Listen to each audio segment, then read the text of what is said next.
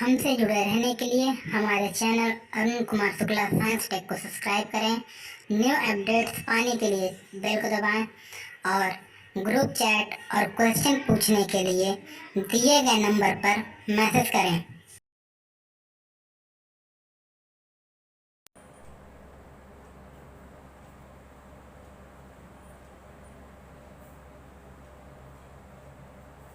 आज बच्चों अब हम लोग पढ़ेंगे तत्वों के इलेक्ट्रॉनिक विन्यास की रचना करना।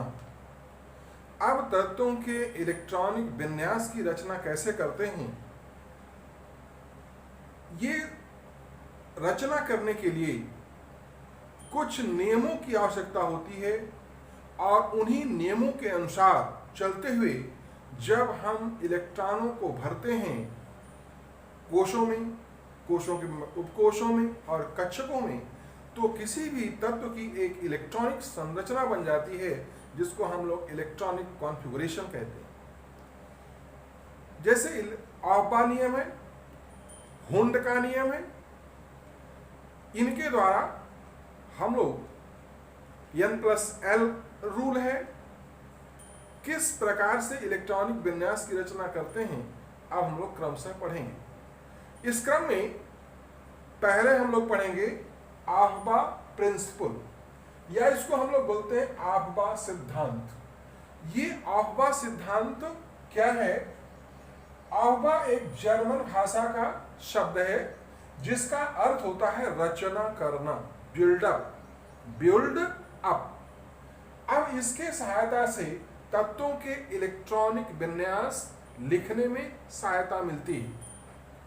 अब एक चीज और ध्यान से हम लोग समझ लें कि जो कोश होते हैं बच्चों, तो कोशों के बढ़ते हुए ऊर्जा का जो क्रम होता है वो इस तरह से होता है। यानी सबसे कम ऊर्जा किस कोश का होता है? पहले कोश का, उससे फिर अधिक दूसरे का होता है, इससे अधिक तीसरे का होता है और इससे अधिक चौथे का होता है। और इस प्रकार से कोशों का जो ऊर्जा स्तर है ये बढ़ता चला जाता है। और अगर किसी कोश में हम देखें, जो कक्षक होते हैं यानी उपकोश, उपकोशों में कक्षक, उनका क्या क्रम है? तो S is lesser than P is lesser than D is lesser than F। तो किसी कोश में जो विभिन्न उपकोश होते हैं उनके ऊर्जा का क्रम इस प्रकार से होता है।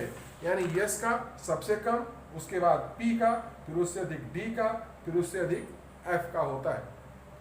अब इलेक्ट्रॉन इसी सिद्धांत को हम लोग पालन करते हुए कि इलेक्ट्रॉन पहले कहा जाएगा निम्न ऊर्जा के स्तर में, फिर उसके बाद उससे उच्च ऊर्जा स्तर में जाएगा, फिर उससे उच्च ऊर्जा स्तर में जाएगा और इस प्रकार से बढ़ते हुए ऊर्जा के स्तर में इलेक्ट्रॉन भरते चले जाते हैं। तो सबसे लोएस्ट कौन हुआ? 1 S, तो 1S में जाएगा, इसके बाद फिर 2S में जाएगा, फिर 2P में जाएगा। यहां पर हम एक बढ़ते हुए ऊर्जा के क्रम में रखें, ये एनर्जी का बढ़ता हुआ क्रम, एनर्जी का बढ़ता क्रम। और चूंकि ये नीचे की तरफ जा रहा है तो अब यहां पर हमने लिख दिया है, जैसे पहले कोश में 1S, दूसरे में 2S 2P, तीसरे कोश में 3S 3P 3D, चौथे कोश में 4S 4P 4D 4F, पांचवें कोश में 5S 5P 5D 5F, छठे में 6S 6P 6D, इस तरह से हमने लिख दिया है। तो पहले इलेक्ट्रॉन कहाँ जाएगा? 1S में। अब ये 1S में जब इलेक्ट्रॉन भर जाएगा तब इसके बाद कहाँ जाएगा? 2S में।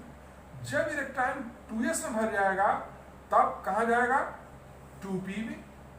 अब जब इलेक्ट्रॉन 2P में भर जाएगा तो इलेक्ट्रॉन कहाँ जाएगा? 3S में। अब 3S से इलेक्ट्रॉन भर जाएगा तो कहाँ जाएगा? 3P में। 3P से इलेक्ट्रॉन भर जाएगा तो कहाँ जाएगा? 4S में। 4S से इलेक्ट्रॉन भर जाएगा तो कहाँ जाएगा? 3D में। 3D के बाद कहाँ जाएगा? 4P में। 4P के बाद कहाँ जाएगा? 5S में। 5S से अगर भर जाएगा तो इलेक्ट्रॉन कहाँ जाएगा? 5D में। 5D के बाद कहाँ जाएगा? 5P में। फिर कहाँ जाएगा? 6S में। और 6S से जब भर जाएगा तो इलेक्ट्रॉन कहाँ जाएगा? 4F में। और 4f से भर जाएगा तो कहाँ जाएगा 5d में, 5d के बाद कहाँ जाएगा 6p में, 6p के बाद कहाँ जाएगा 7s में। तो इस तरह से इलेक्ट्रॉन विभिन्न उपकोशों में भरेगा और इलेक्ट्रॉन के भरने का क्रम यही होगा।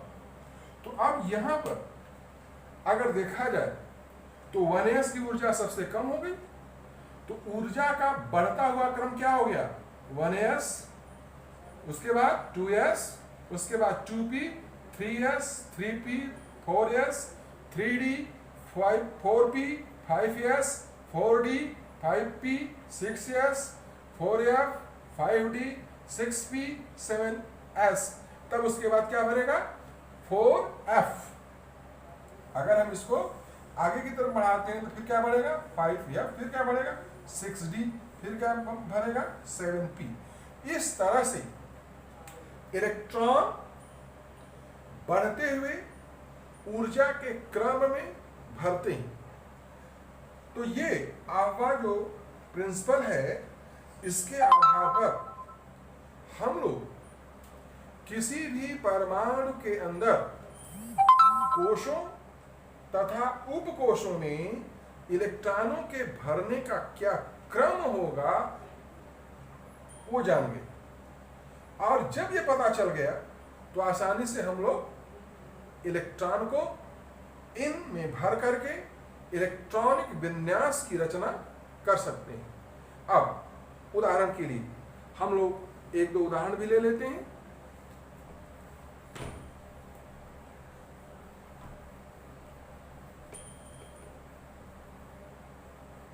अब जैसे अगर हम लोग हाइड्रोजन का लें तो हाइड्रोजन का परमाणु क्रमांक 1, तो इसका इलेक्ट्रॉनिक विन्यास 1s1। जैसे हीलियम है 2, इसका परमाणु क्रमांक तो 1s2। जैसे मान लो कि हम लोग ले लेते हैं सोडियम, इसका परमाणु क्रमांक 11 है, तो पहले कोष में 2 इलेक्ट्रॉन, फिर 2s2, फिर किस में जाएगा 2p6, और फिर एक इलेक्ट्रॉन बचेगा तो कहाँ जाएगा 3s1 में। इसी तरह जैसे यहाँ पे है मैग्नीशियम 12, इसका इलेक्ट्रॉनिक विन्यास क्या हो गया 1s2, 2s2, 2p6, और यहाँ जाएगा 3s2। इस तरह से तो हम देखते हैं कि जो विभिन्न तत्व हैं उनमें जो इलेक्ट्रॉन हैं उनके परमाणु क्रमांक के आधार पर, तो उन इलेक्ट्रॉनों को किस प्रकार से हम कोशों के बढ़ते हुए क्रम में और उपकोशों के ऊर्जा के बढ़ते हुए क्रम में व्यवस्थित करते हैं। और जब व्यवस्थित कर देते हैं तो ये जो प्राप्त होता है इसको इलेक्ट्रॉनिक कॉन्फ़िगरेशन या इलेक्ट्रॉनिक विन्यास कहते हैं। तो जैसे अगर सोडियम का इलेक्ट्रॉनिक विन्यास पूछा जाए तो क्या हो जाएगा 1s2, 2s2, 2p6, 3s1। जैसे मान लो मैग्नीशियम का इलेक्ट्रॉनिक विन्यास पूछा जाए तो 1s2, 2s2, 2p6, 3s2। इस तरह से हम लोग आसानी से लिख सकते हैं। धन्यवाद।